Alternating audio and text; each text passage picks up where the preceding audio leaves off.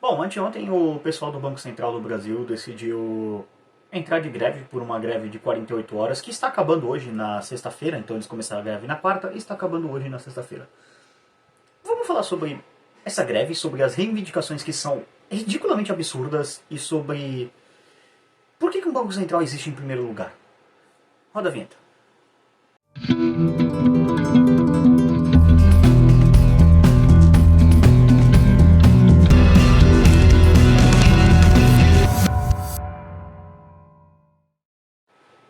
E aí pessoal, beleza? Bem-vindos ao canal Libertário 013, o meu nome é Caio, para quem não viu aí na intro. Este é um canal de viés austro-libertário, eu falo sobre economia, filosofia, política e ética por essa perspectiva. E hoje é dia de falar sobre economia, sobre Banco Central, sobre por que um Banco Central existe, sobre as reivindicações absurdas dos funcionários do Banco Central. O que está acontecendo basicamente? Os funcionários do Banco Central entraram de greve na quarta-feira reivindicando um aumento de 36% no salário. E assim, já começa pela imoralidade disso, o crime que é essa reivindicação. Vamos falar o português claro. Porque, primeiro, qual trabalhador consegue chegar para um patrão, assim, para um chefe dele e falar, ó, aumenta meu salário em 36%. Cara, isso não é razoável? Ninguém consegue.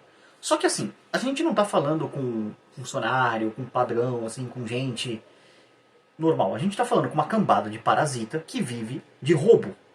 Ou seja, funcionários públicos. A gente está falando de uma casta que se acha importante, se acha o suprassumo da sociedade e que, portanto, ela merece 36% de aumento.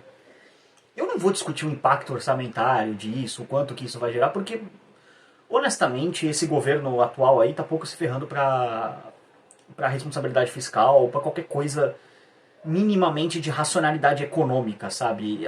A gente já sabe que esse governo está aí para poder fazer tour pela Europa, país africano, falar merda e torrar dinheiro do pagador de imposto do Brasil, da pessoa que é roubada para pagar essa corja aí. Então a gente já sabe o que está acontecendo. O Brasil virou basicamente uma cleptocracia de maneira oficial.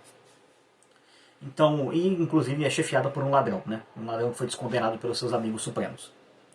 Então temos aí um absurdo acontecendo no país, evidentemente, que é essa greve. Ah, mas o Banco Central faz diferença? Então, vamos contar um pouco de história da economia aqui. Como que surgiu a ideia de um Banco Central? O primeiro Banco Central que surgiu na história, ele é o Federal Reserve, que é um Banco Central moderno, né? Vamos colocar assim. O Federal Reserve, ele é uma organização criminosa composta por bandidos que cartelizaram o sistema bancário americano. E depois ele ganhou o status de Banco Central americano, ou seja, do banco que controla. Por que eu falo que um Banco Central é uma organização criminosa? Porque bancos centrais existem para um único e específico fim. Impressão de moeda. A única função do Banco Central é sair imprimindo dinheiro loucamente, deslocadamente a mando do político. Ah, mas o Banco Central ele controla a taxa de juros que não sei o que. Ele controla a taxa de juros através do aumento ou diminuição da oferta de moeda. Isso por si já é um crime. Isso não deveria acontecer. Porque assim, quanto que é o valor correto de moeda que precisa circular no Brasil? Eu não sei, eu não faço a menor ideia. E qualquer pessoa honesta deveria dar essa resposta para essa pergunta, porque você não tem como possivelmente conhecer essa informação. Esse dado ele é absurdo para uma única pessoa conceber ele. Mesmo assim, o chefe lá do Ministério do Banco Central, lá, o presidente do Banco Central, ele ainda acha que ele se acha o Deus supremo, assim, que ele sabe essa informação. Ah, quanto tem que ser a taxa de juros no Brasil? Eu não sei, eu não faço a menor ideia.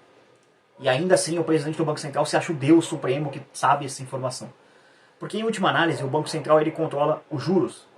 Ele controla a quantidade de moedas. Se você controla a quantidade de moeda que tem, você consegue controlar os juros. Porque se você tem muito dinheiro disponível, você tem um processo inflacionário, ou seja, as coisas começam a subir de preço por causa que existe muita moeda, ou seja, muita moeda foi impressa, mas também você tem uma diminuição da taxa de juros, o que dá uma falsa sensação de que as pessoas estão poupando mais dinheiro, que não é verdade, é simplesmente uma expansão artificial de moeda, e aí isso gera um boom econômico. Um boom econômico é basicamente uma artificialidade em termos de crescimento econômico, ou seja, você diminui a moeda, diminui o valor da moeda, né, imprimindo mais moeda, diminui o juros junto. Os juros basicamente começa a ser atrativo para empréstimos, para novos investimentos. Esses novos investimentos não fazem sentido numa taxa de juros real, que, de novo, eu não sei qual que é, porque não tem como saber isso, é simplesmente um processo de mercado. Isso é uma informação que vai ser descoberta, mas para isso você precisa de um livre mercado. E se você tem um cartel chamado Banco Central, uma organização criminosa, você não consegue fazer isso. Então, aí depois vem o bust, que é a crise, que é quando se percebe que o Banco Central ele arma a armadilha e depois ele fecha ela, que ele simplesmente para de imprimir moeda, o processo de aperto monetário começa, ou seja, começa a diminuir a quantidade de dinheiro disponível, então, portanto, o juro sobe, e aí quando o juro sobe, negócios que eram viáveis, a taxa de juros, vamos dar um exemplo, que a taxa desceu para 2%, e aí depois ela subiu, sei lá, para 8%, os negócios que eram viáveis em 3, 4, 2, 5, 6, já não são mais, então eles quebram. E aí muitas pessoas ficam desempregadas, é o que é chamado de recessão. Então o Banco Central ele é um agente para criar crises. Ele é, em última análise, uma organização criminosa. Num livre mercado, de verdade, ou seja, quando explicando aqui o conceito de livre mercado para quem quiser entender, tá? Eu sou um libertário, então para mim, quando eu falar em livre mercado, eu estou falando uma completa e absoluta ausência de Estado e quaisquer tipo de regulações. Isso é a definição correta de livre mercado. Nós temos um livre mercado na competição de moedas hoje em dia? Não. No Brasil tem uma lei chamada Lei de Curso Forçado, que na prática você não pode transacionar em outras moedas. Você é obrigado a usar essa merda de moeda aí que eles chamam de real, esse papelzinho colorido lastreado em honestidade política. Então você não pode usar outra moeda. Você não pode, por exemplo, fazer um contrato, por exemplo, comigo para, sei lá, fazer algum tipo de serviço e me pagar em dólar. Não pode. Você tem que pagar em real. Ou em euro, ou em peso, enfim, qualquer outra moeda que você quiser usar, você não pode. Tem que usar o real. Você também, por exemplo, por essa lei, você também não pode fazer empréstimos, porque isso é monopólio dos bancos. Então, você já vê que não tem um livre mercado de fato no país. Tem uma ditadura formada pelo cartel dos bancos, do Banco Central brasileiro com os outros bancos.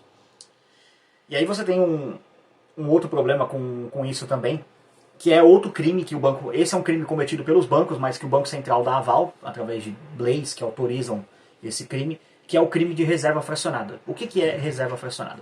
Reserva fracionada é um crime praticado por todos os bancos do Brasil, portanto os bancos do Brasil também são criminosos, são cúmplices dos crimes do Banco Central, que é o seguinte: em média, tá?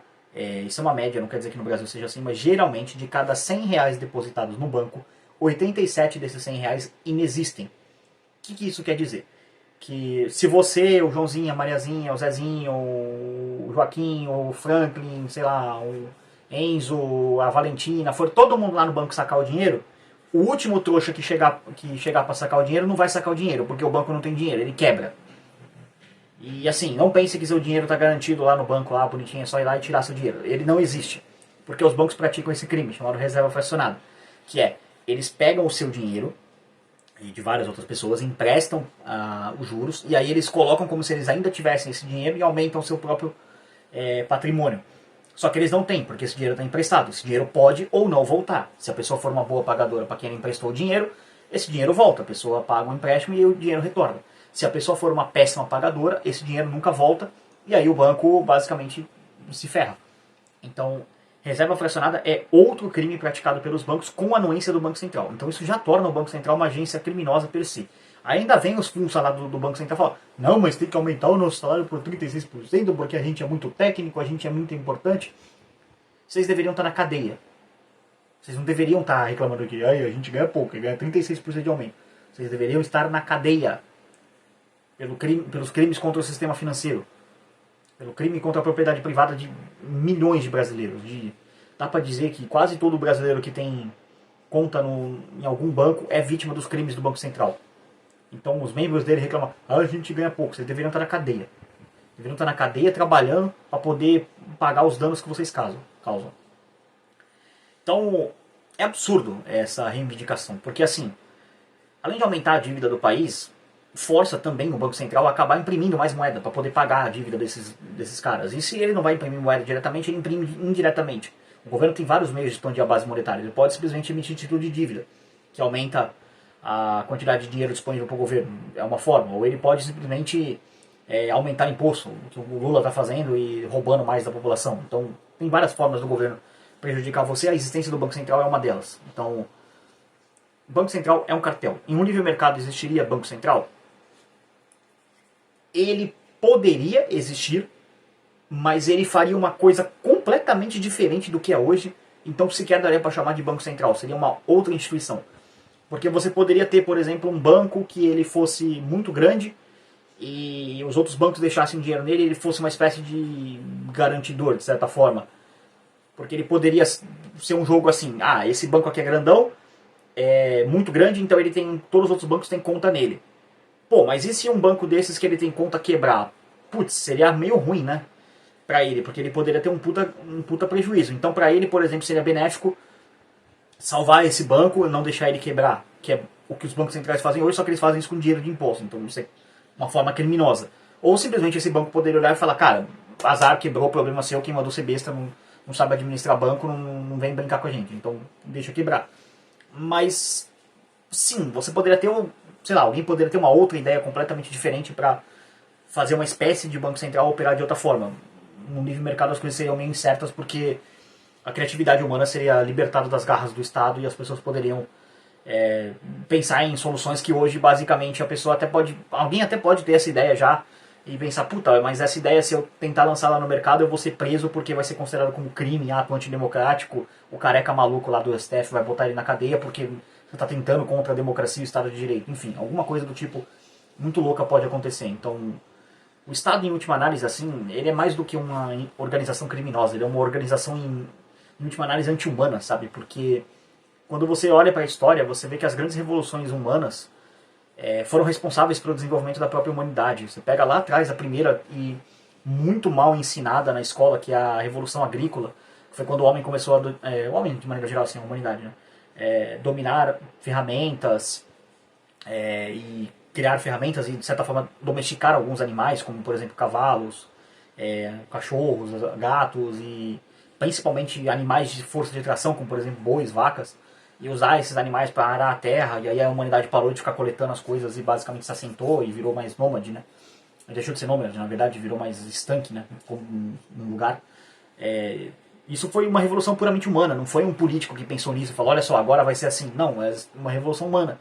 A Revolução Industrial, a outra grande revolução que teve, cara, foi uma coisa totalmente vinda da criatividade da humanidade, de inventar um motor, e aí o motor basicamente fazia o trabalho de vários homens, melhorou a produtividade, e aí vai os malucos motosserranos falando, não, mas que isso aí vai dar ruim, a humanidade não vai dar certo, aí vem os malucos lá, os seguidores lá do Nelson Ludwig lá falando, não, tem que quebrar essas máquinas que não vai dar certo, vai tirar o emprego das pessoas, aí 1000 pessoas trabalhavam fazendo roupa, agora, sei lá, 20 mil trabalhavam, um exemplo, tá? Os números não eram esses, mas tipo, aumentou ao invés de diminuir. E aí mais gente acessava a roupa, enfim, foi uma grande revolução. Tudo isso foi fruto da mente humana, e não tem nada a ver com o Estado, não foi o Estado que falou, olha só, você aí, Zezinho, vai fazer um motor. Não, criatividade humana, sabe? É isso que move as pessoas, isso que move o mercado, isso que move a sociedade para frente, se você quiser chamar assim, isso que move a qualidade de vida para sempre. E o Estado ele é sempre um ente que atrapalha isso. Então, em última análise, o Estado é um ente anti-humano e a criatividade de empreendimento nas áreas bancárias ela está profundamente limitada pela existência desse cartel, essa organização criminosa chamada Banco Central. Então, os funcionários dele pedirem aumento de 36% é ridículo, é uma piada de mau gosto. Deveria ser tratado como tipo, hahaha, vou rir de ti, para citar o Felipão aqui. É patético, sabe? Então, mas é aquilo, né? Funça sempre está chorando, querendo mais imposto. Essa é uma constante. A verdadeira luta de classe que existe é entre pagadores de impostos e recebedores de impostos. Os recebedores de impostos sempre querem receber mais impostos, pagadores de impostos sempre querem pagar menos impostos. Essa é a verdadeira luta de classe que existe, qualquer outra é só balela, bullshit marxista que você aprendeu e é mentira. Espero que vocês tenham curtido o vídeo. Se inscrevam no canal, muito importante. O canal está numa boa fase ultimamente, tá? Os números estão bem bons, agradeço a todo mundo que está assistindo aí. Vamos tentar bater 880 inscritos até o final de semana, que seria agora no domingo. Então se inscrevam, comente, faltam acho que... No momento da gravação desse vídeo faltam 6 inscritos, então se você se inscrever vai contar 5, 4, 3, 2, 1. Pode ser que quando esse vídeo sair já tenha batido, então eu já esteja falando em 890, mas esse vídeo está sendo gravado previamente, não está sendo gravado na sexta. Então, agradeço a todo mundo que assistiu o vídeo, se inscreva, comente, compartilhe. Deixe sua opinião aí, o que você acha? Você defende o Banco Central, você gosta do Banco Central, o Banco Central não é uma quadrilha, você discorda? Defende aí seu ponto aí, vamos trocar uma ideia, conversar. Também Na descrição tem os links para as redes sociais do canal, segue lá, muito importante, ajuda a engajar em outras plataformas, tem o grupo do Telegram, do WhatsApp, agora também tem.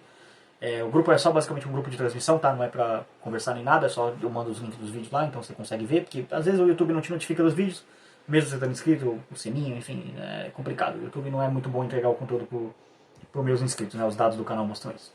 Na descrição tem também os links dos meus parceiros aqui no canal, a Ana, que é a minha designer de thumbs, libertária, igual eu, não faço negócio com não libertários.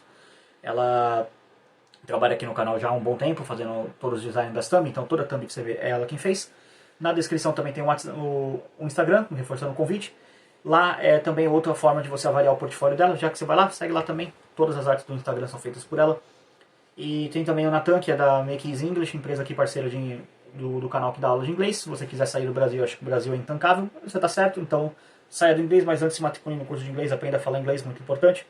Indo pelo Libertário 013 lá, que está aqui na descrição, só falar, vem pelo Libertário 013, tem um descontinho para você lá, uma condição especial. E se você quiser apoiar diretamente isso que vos fala, você pode apoiar através de Bitcoin, Bitcoin Lightning ou Nano, via criptomoedas, ou você pode doar qualquer valor via Pix, que é o contato.libertario013@gmail.com.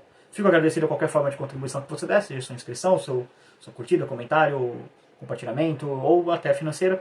Por esse vídeo é isso. Tchau, tchau.